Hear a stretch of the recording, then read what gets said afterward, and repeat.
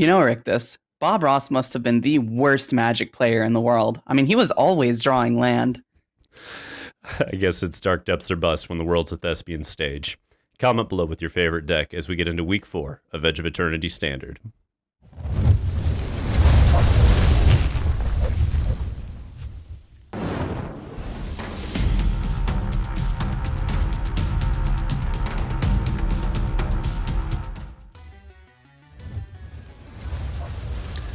Welcome back, dear viewer. We analyzed the results of 20 tournaments this past week with a whopping 160 top 8 slots, and guess what?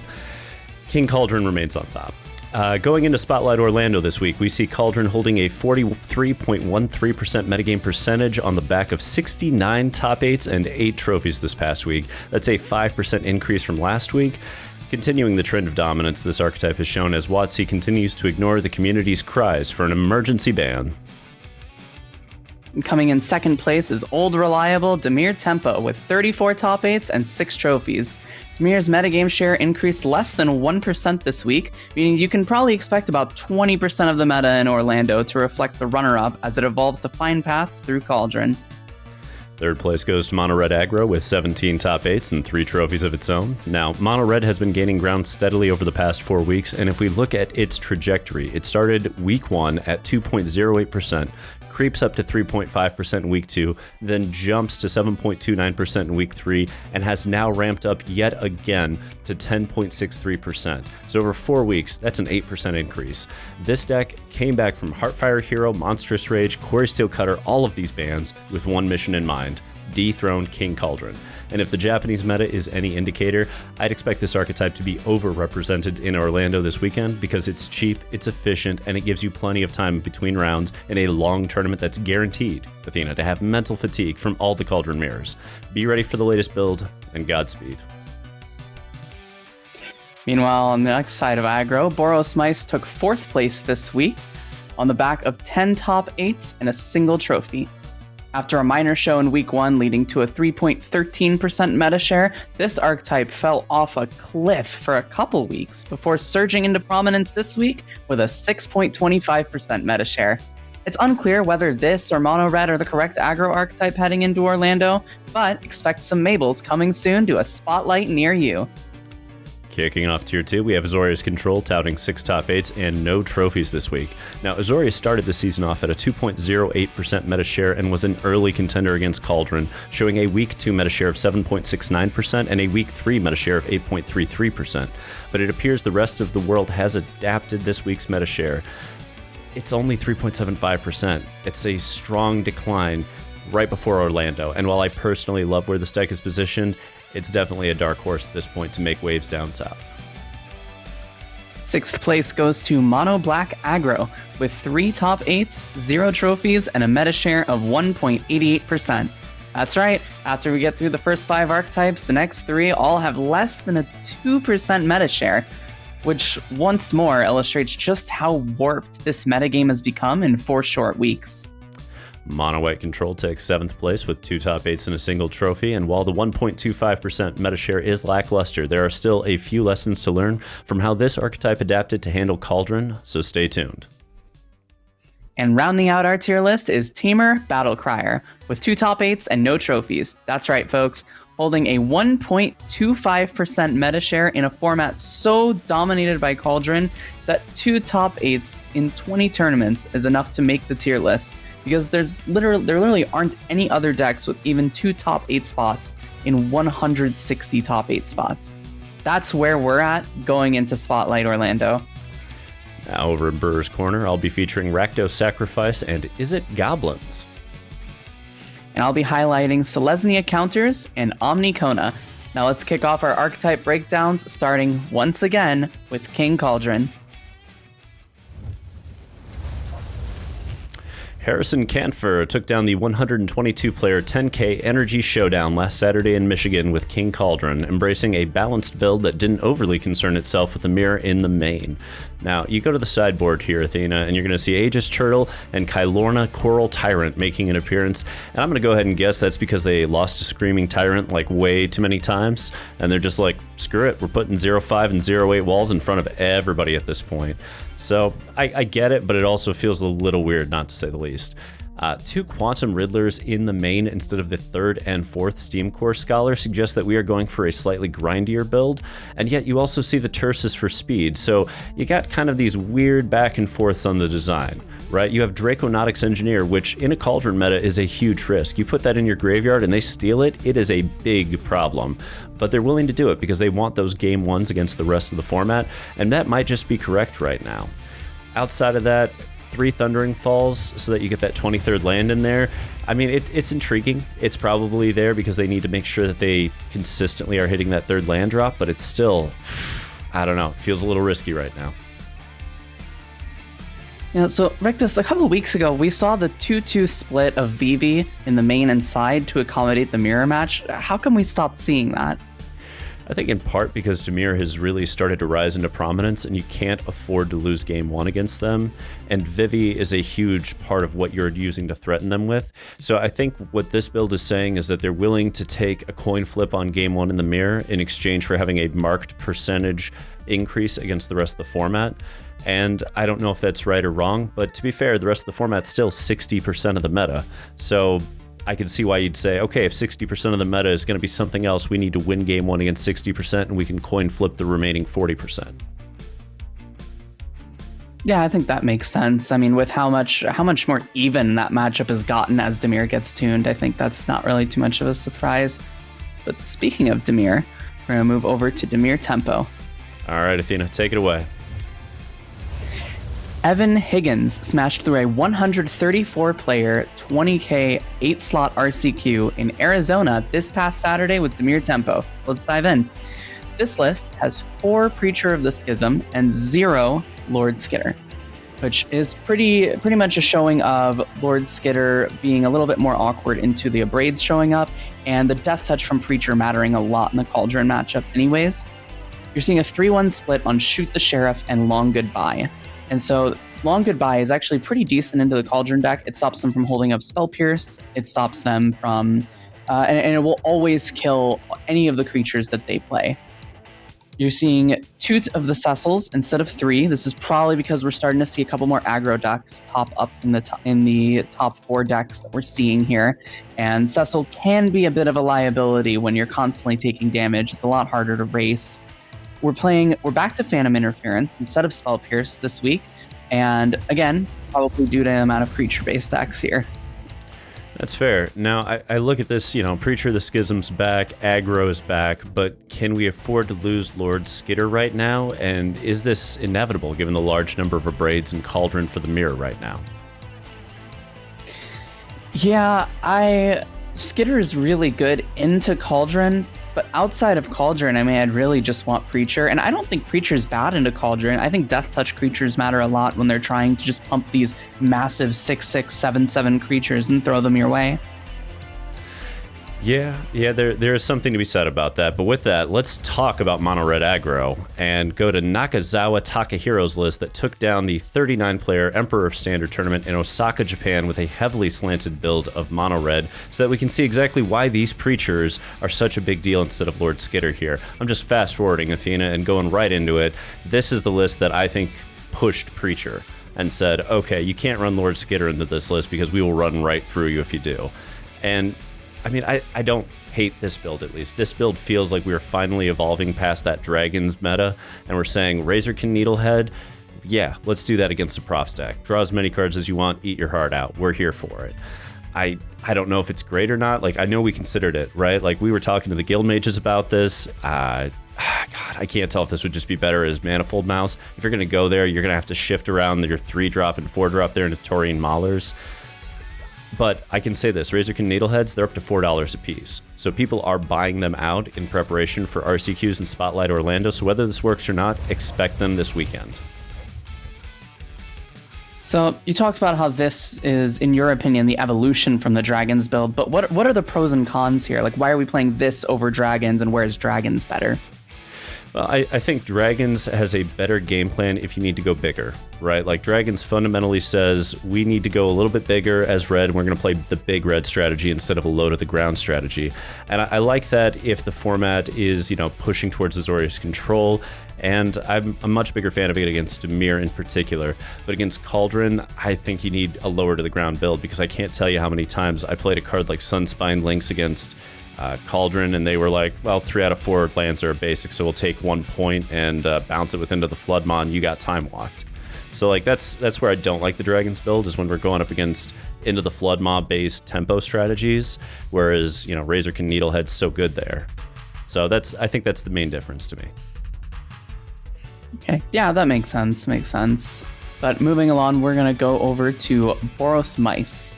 Alrighty. And Hamuda surprised the world on Saturday by pushing through a 50-player MTGO challenge with Boros Mice. Let's hop to it. We are making full use of our Manifold Mouse and our Mabel synergies. We have 19 mice in this deck, going so far as to cut a copy of Screaming Nemesis just to push harder on the synergy instead of raw power as we go wider in this deck. We have Sheltered by Ghosts is our removal spell of choice, and this handles anything from Profts to Cauldron to a creature, and the ward actually kind of matters when so many of these decks are playing a little bit lower to the ground with fewer lands. And the lifelink will also matter as we see more of these aggro decks pop up. And then we're seeing a full playset of Whiskervale Forerunner. With your Manifold Mouse on the board, if you play this on turn 4, you get a huge amount of board pressure. You play this into something like Mabel from the top of your deck, and it's just going to completely dominate the board state. So I look at this and I'm like, Whiskervale Forerunner seems great if you can trigger Valiant with regularity. I don't know how often that's really going to occur, given that the ways we're triggering it are Sheltered by Ghosts and Manifold Mice, and Rockface Village is a 2. I think that's it, right? So not a whole lot of ways to trigger Valiant. Do we think it would be stronger as Taurine Mauler? Because Mauler is still a mouse, and it's a lizard for Hired Claw. I'll be honest, I'm not huge on Mauler. You also have to take into account the Cragflame artifact token from Mabel also triggers it. But I just think the turn 4 is so strong with going this from Manifold. It's basically like this deck's version of Heartfire into Manifold 1 and 2. It's like Manifold into Whiskervale 2 and 4. So I think it's that strong of a combination.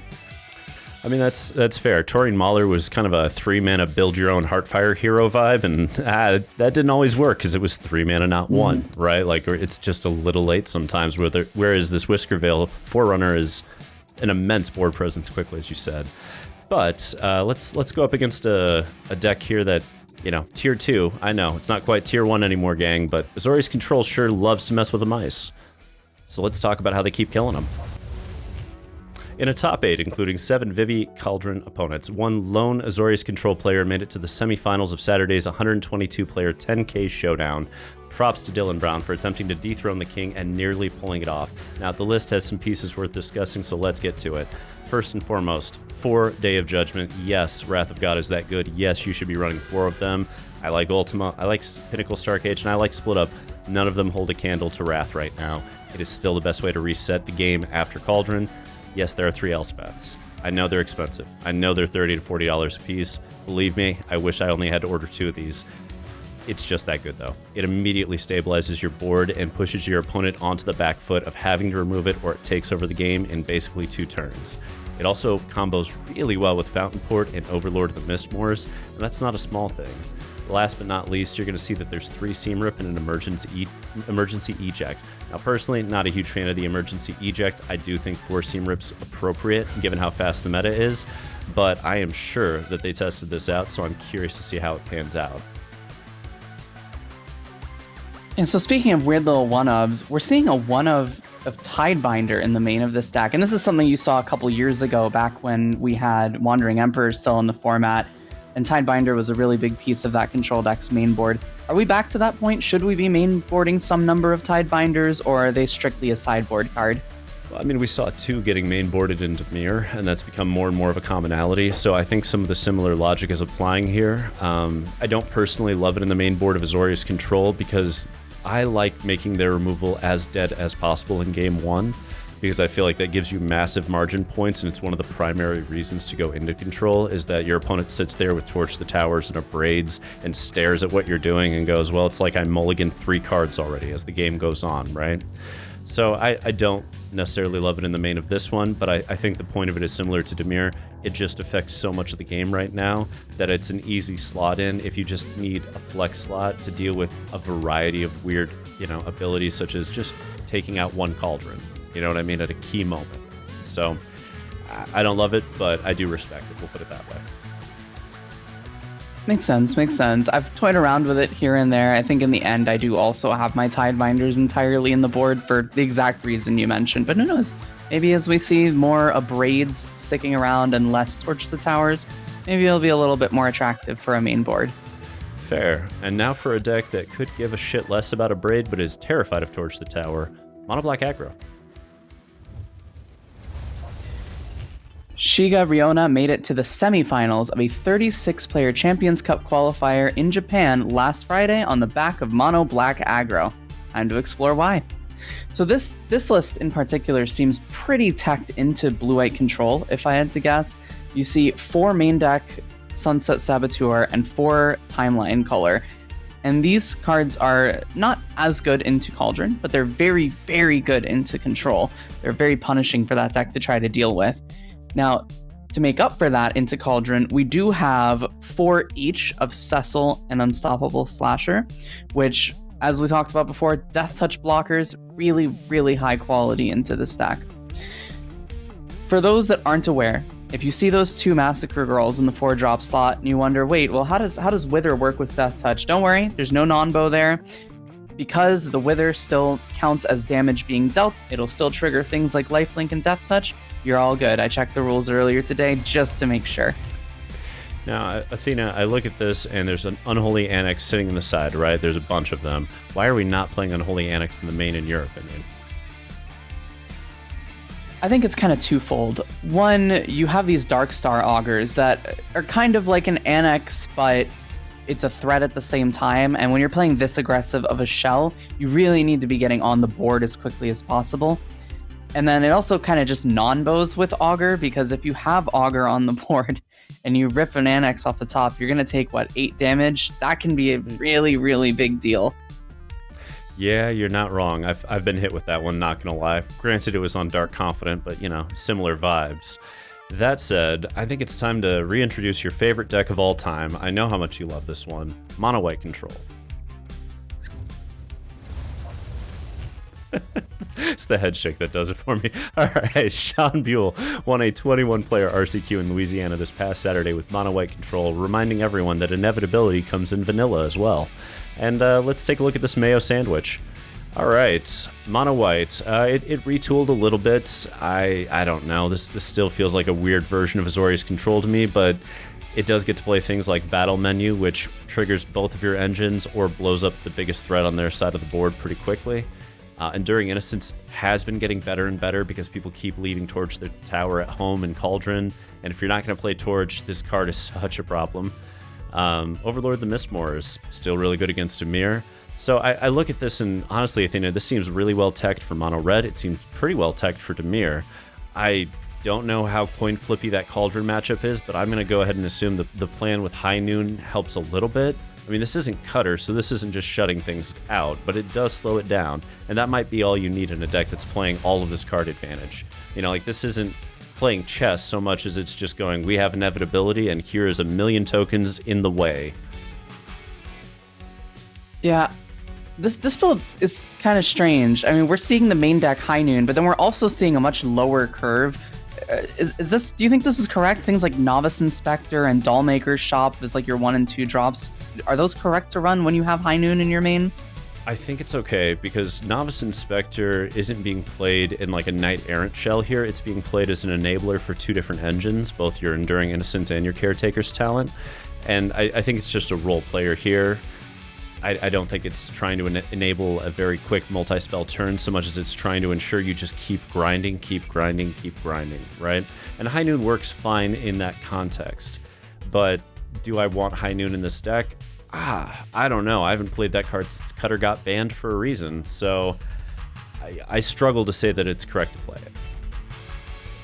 Yeah, I think that makes sense. I'm with you. I'm not a huge fan of High Noon. I know people have talked about it for the sideboard against Cauldron, but there's so many of their starts that if you play a turn 2 High Noon, you just die, and if you just have it stuck in your hand, it feels really bad. Yeah, I'm with you. But with that, let's get to rounding out our Tier 2 list, and Athena, Temur Battlecry, tell us about it. NJ Kong made it to the semifinals of Sunday's 54-player MTGO Challenge with Temur Battlecryer. Let's see where this build went. No Quantum Riddlers. They're all gone. We got rid of all of them. None in the main, none in the board. Instead, we're replacing them. We're going up to 3 Dragonhawk. And this just makes sure that you find the finisher for your combo a lot more consistently. Since this is going a little bit more away from the plan B, and going more towards the plan A, you're also seeing double ups on cards like Esper Origins and Devastating Onslaught just to make that combo a little bit more consistent. The thing I love about this deck is Bounce Off. I actually kind of want more copies of it. It's both a tempo spell that you can use pretty well because you're playing a more combo-centric version of this deck. So you can just use it as a tempo piece because all you need to do is buy time for your combo. And it can also save pieces of your combo since you're a creature-based combo. So huge fan. And when you play against Control, still a serviceable stompy deck. Fair. Now, I mean, I look at Control in particular, and I'm saying we don't have Quantum Riddler. You know, like not even in the 75 do we have a single copy. And it is a source of cheap card advantage for this archetype. It plays well with the combo. Why have we eschewed that card so completely, in your opinion? So, a couple of reasons. One, this is just going harder for the combo, I think, and cards like Devastating Onslaught and Dragonhawk are just a lot better at finishing the game with the combo. And on top of that, we're seeing Azorius Control kind of go down in the meta share, so it's not as prominent compared to just having things like this. And playing a turn 2 warped Quantum Riddler, which you don't even have enough sources to really do in this deck, is just going to be a nightmare if you're playing against an aggro deck. So in essence, you're saying that the format's just too damn fast for it in this shell. Yeah, in this shell at least. Okay. No, that makes a lot of sense. And with that, we are through the tier list. We're on to my favorite segment every single week, Brewer's Corner. Let's kick things off. I'm going to tell you a little bit about Rakdos Sacrifice. All right, my man David Pound made it to the top 4 of a 2-seat RCQ in Iowa with this build. I love Rakdos Sacrifice as an archetype, and I've been waiting to see if anything actually works for that. But I'm happy to see that we have cards like Stadium Headliner working so beautifully with other cards like Sephiroth, like Rottenmouth Viper. You know, like this is even playing Sinkhole Surveyor, which is like the fixed Bitter Blossom of our lifetime. I love this. This is such a clever build. Like, it has very strong early interaction. You have cheap ways to exile. You have cheap ways to interact, and the card advantage is not small as you keep going.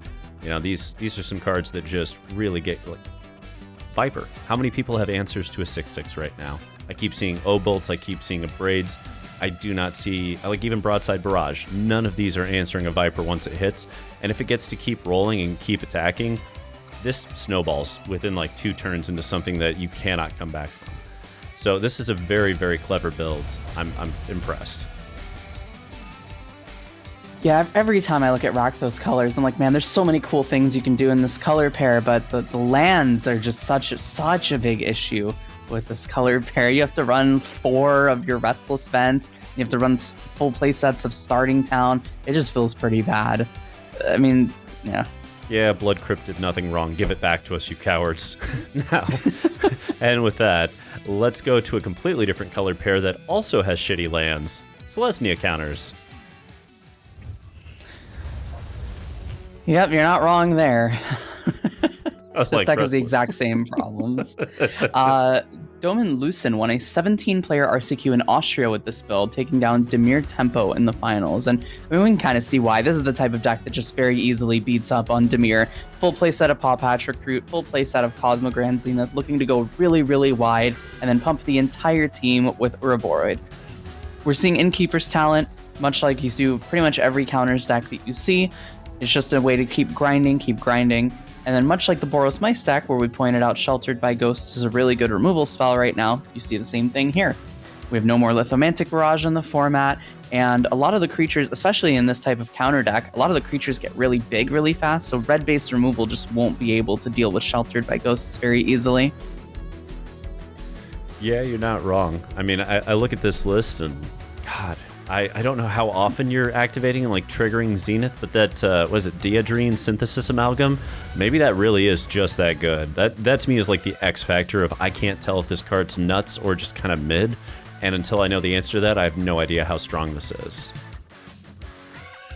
Yeah, I think it's kind of mid, but it's okay. I do like this build otherwise, though. I just haven't been a fan of Diadrine when I've played it. That's fair. That's fair. But speaking of cards that nobody's a fan of, let's get to the Goblins. Joshua Price made top 8 of an RCQ in Louisiana with this beauty, and I'm a huge fan. Like, all right, let's play Soul Cauldron, and we'll either steal your Vivi or we'll start shoving Krankos under it, you know? And let's play the new Fires of Yavimaya. I know most of you are too young to know that reference. It breaks my heart, I'm not gonna lie. But the fact is, choosing Temur with this and giving all those goblins +1/+0 trample and haste, and then you play cards like Kranko, like, holy crap, that is going to be a nasty little combo when it gets going. I love that for this deck. It's also kind of fun that you get to play that like mini Soul Cauldron Draconautics combo in this without having to resort to Vivi. So is this just a strictly worse version of Vivi Cauldron? Probably. But it's also a deck I'd say table it at the worst and wait for Vivi to get banned, because this might be something worth coming back to when Vivi's not around, but Cauldron still is. There's a lot of relevant activated abilities in this. And between Kranko, Draconautics, like you have options. You have things to do that are valuable. Yeah, we've seen a lot of these Kranko Cauldron shells pop up ever since Kranko kind of hit the format again with, what was it, Foundations? Yeah. But none of them have really popped off, but I really do like the Frostcliff Siege here. Yeah, no, I'm with you. But thinking of another deck that's going to try and pop off, let's get to Omnikona. Tell us all about it. Oh man, this might be the weirdest deck list I've seen in a good while. Iwasaki Mitsumasa top 8'd a Champions Cup qualifier in Japan with this list. So this is a Kona deck, and much like most Kona decks you've seen on the ladder or anywhere you've seen it lately, you're playing these planet lands that station. So it lets you immediately trigger your Kona when it comes down on turn 4. But instead of playing the green one, we're playing the white and the blue ones, which, there's a couple of different artifacts and enchantments that you would care about with these, especially the Omniscience itself. You'd be able to copy with Adagia in case you're in the face of removal. But in terms of, there's a bunch of 1-ofs in the stack. You see 1 of Ambrosia Whiteheart, 1 of Prime Speaker Zagana, 1 of Neil Cheerful to See, and the reason for this, and they're all legends, is because of the Surima, which is that card that really combos well with Kona. So it's kind of weird. It's got this like toolboxy legends angle to it, while also having a bunch of card advantage. It's got a bunch of different angles it can hit from. Yeah, I mean, I love that it's not relying on Lumbering Worldwagon anymore, and it's just saying, no, our lands alone are probably enough to get Kona, but we also have Surima. Like that is a decent, viable option in the face of this. So it feels very glass cannon to me, but that's Omni right now. I don't know how else to put it, But with that, let's go ahead and bring us to our final segment, Ahead of the Curve. Athena, we have looked at 12 archetypes in our recap. What are you playing going into Week 5 of Edge of Eternities Standard? If you were going to Spotlight Orlando, what are you taking? I'm going to have to disagree with you in the best possible way, and I would bring Mono Red Dragons, because I do think that's the better red deck right now. All right, tell me all about it. Let's go. All right, so just for starters, the updated sideboard guide for this is available to coffee and grinders in the Google Doc. If you need that, just message Rictus on Discord. He'll be able to get that to you if you're one of those members. But Otherwise, I really like the Dragon Shell for being able to grind out games into mid-range and control. I think this list completely dominates Dimir, as we've seen that deck start to pick up a little bit and really solidify its number 2 slot. And I think it's the type of deck that just does better against the decks that are teching for Cauldron. You're going down on Taurean Mauler. I actually think that card's a bit overhyped, but we still want the number of dragons to be there for Sarkhan, which I think is the MVP of this deck. The amount of times I've played this and it's just a 2-mana 3/3 that makes a treasure and flies every turn. It's nuts. It's nuts. You get these crazy curves of Sarkhan into Taurean Mauler into Nova Hellkite that just completely blow the game away with these creatures that are pretty resilient to a lot of the removal in the format.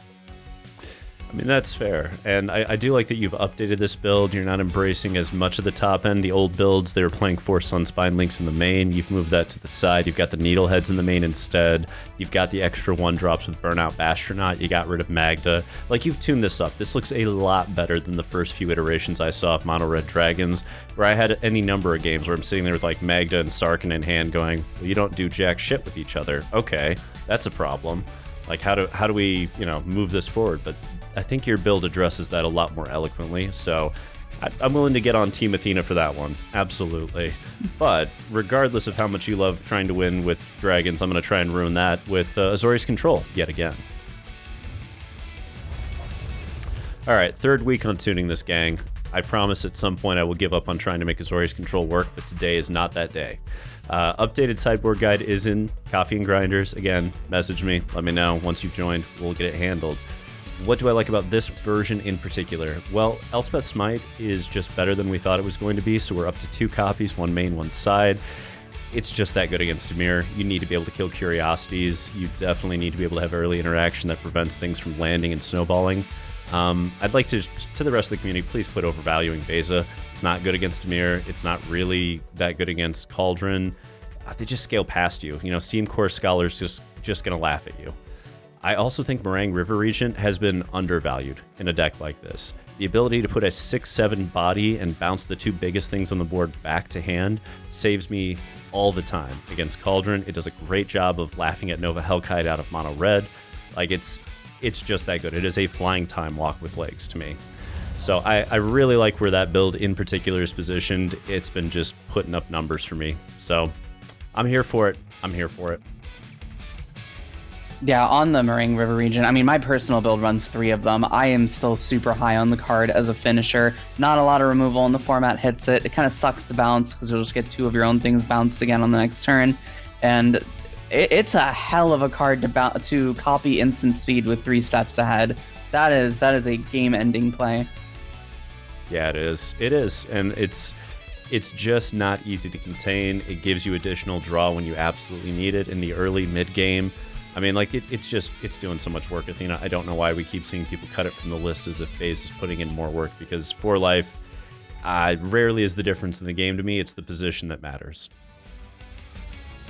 No. Well, we've given you these 2 options. Just know, whatever you play in Orlando, it better take down Cauldron, Dimir, and Mono Red, because those are the decks that have the highest meta share right now. And with that, another week, another battlefield. Stick with us, and we'll keep you ahead of the curve with our 4th week of Edge of Eternities in the books. Last but not least, please like, share, and comment on this video to show support for your community. We appreciate having all of you here, and we will see you next week. And until next time, untap, upkeep, resist.